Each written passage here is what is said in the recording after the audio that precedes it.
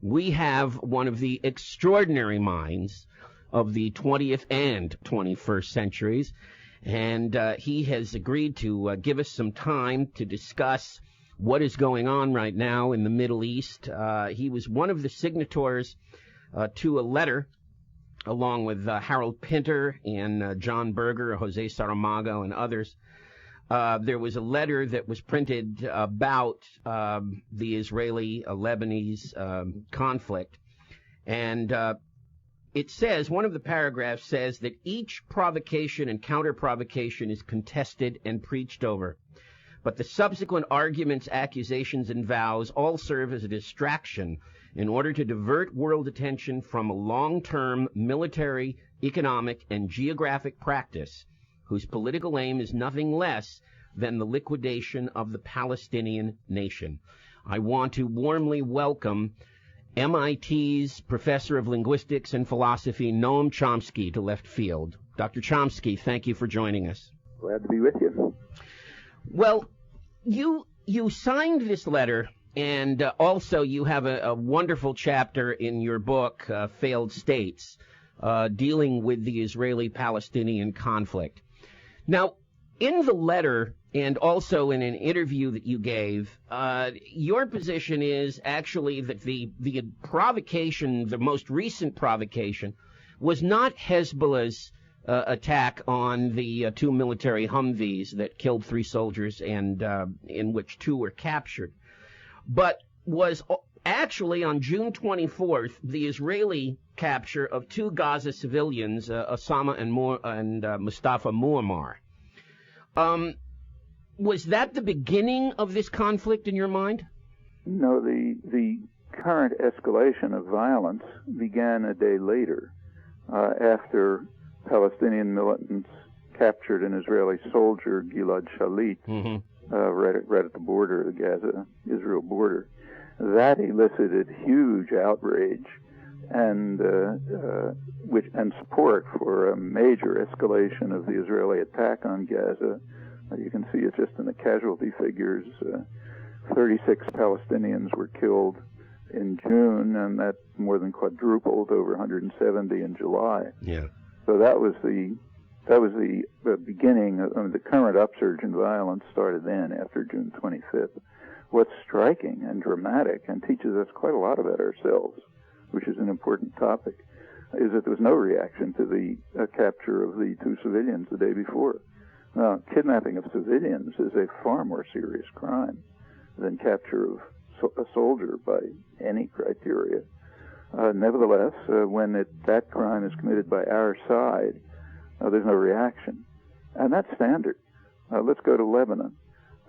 As far as last February, months before this war, about 70% of Lebanese supported, and they're not supporters of Hezbollah. They supported capture of Israeli soldiers for prisoner exchange.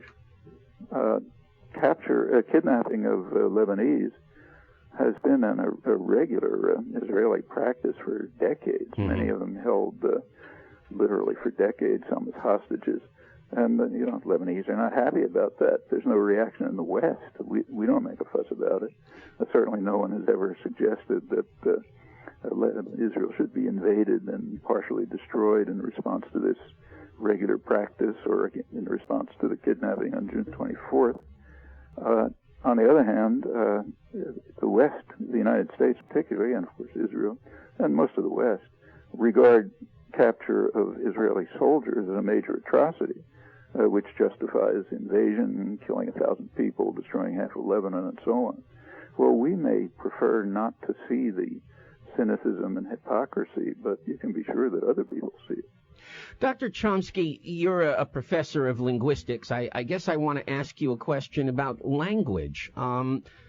What is a terrorist? How would you define a terrorist? Well, I've been writing about this for 25 years, ever since the Reagan administration came to office, declaring that a war on terror would be a centerpiece of its foreign policy. And what I've been using consistently, and still do, is the official U.S. government definition of terror, which I think is perfectly fine. It's a good definition. We calculate, in brief, it's the calculated use of violence or the threat of violence, primarily against civilians, in order to intimidate, coerce, affect government policy, and so on and so forth. That's spelled out in more detail.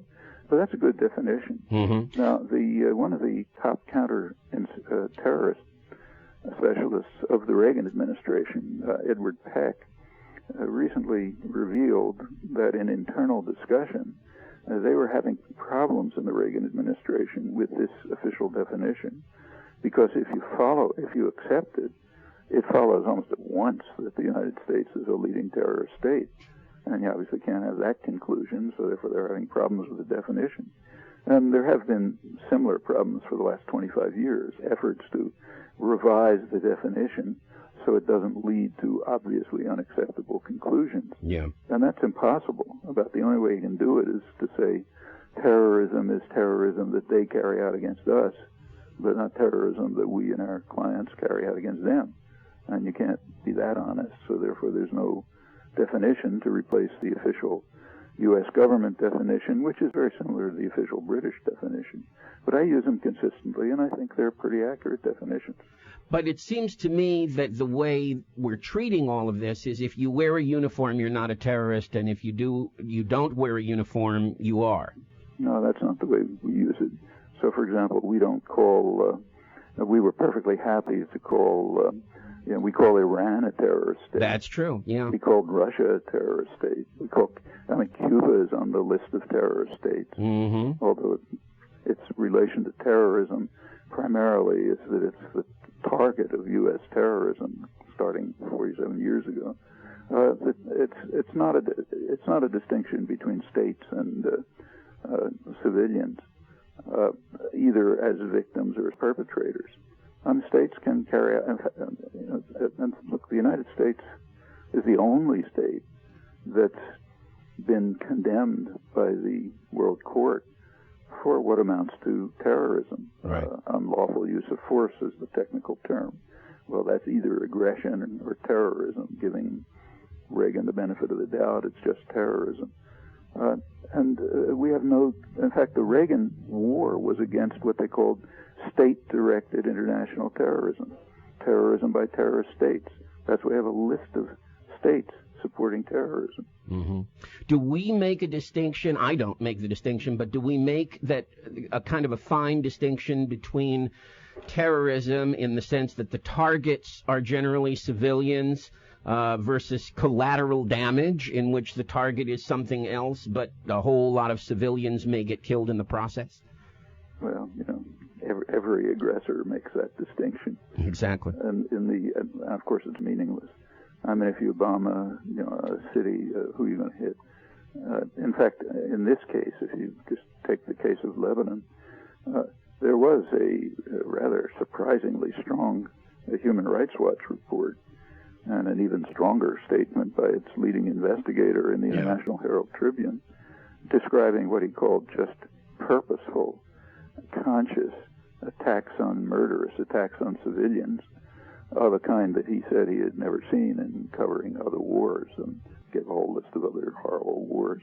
Mm-hmm. He also pointed out that they investigated carefully the pretense that Hezbollah was hiding its weapons in civilian areas and couldn't find anything, except in a sense that the U.S. and Israel actually accept, namely that since Hezbollah is deeply integrated into the population and has enormous support among the population, then they're all terrorists. So therefore there are no innocent victims. Mm-hmm. According to your book, we came very, very close to peace, not at Oslo, but at Taba. Right. And of course there is a 2002 Arab League declaration, which in essence accepts a two-state solution, doesn't it? It does, and in fact that the Palestinians who agreed to that one had accepted it formally long before. And although it isn't reported here, Iran accepted. Mm-hmm. What they call the supreme leader, Ayatollah Khamenei, who's Ahmadinejad's superior. He's the one in charge.